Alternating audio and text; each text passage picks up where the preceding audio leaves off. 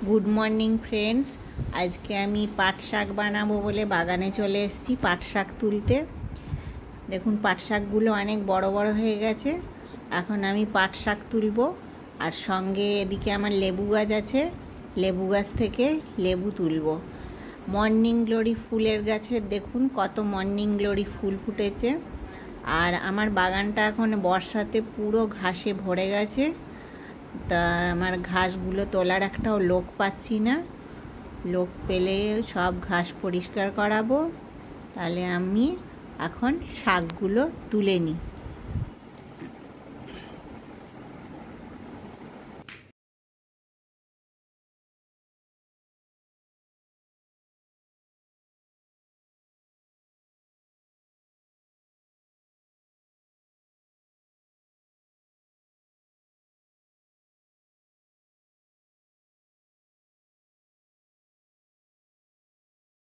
বাগান থেকে পাট শাকটা তুলে নিয়ে এসেছি, তারপরে ভালো করে বেছে ধুয়ে নিয়েছি।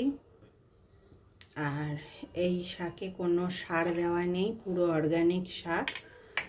তারপরে কড়াই বসিয়েছি, কড়াইয়ে অল্প জল দিয়েছি, জলটা একটু গরম হোক। জলটা এখন গরম হয়ে গেছে, আমি এর মধ্যে শাকগুলো দিয়ে দেবো।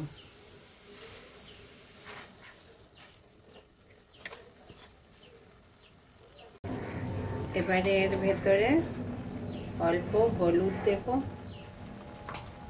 মতন নুন দেব,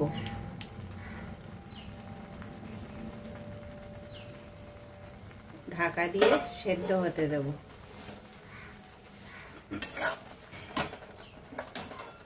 এবারে আমি ঢাকাটা খুলে দেখবো শাকটা সেদ্ধ হলো কিনা। শাকটা সেদ্ধ হয়ে গেছে, এবারে শাকটা নামিয়ে নেব।